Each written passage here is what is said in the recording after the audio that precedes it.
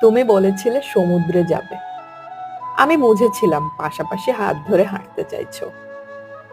তুমি বলেছিলে নীল প্রিয় রং। আমি বুঝেছিলাম তোমার কষ্ট হচ্ছে।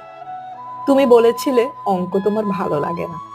আমি বুঝেছিলাম তুমি কবিতা ভালোবাসো। তুমি বলেছিলে আজ তাড়াতাড়ি ঘরে ফিরতে হবে।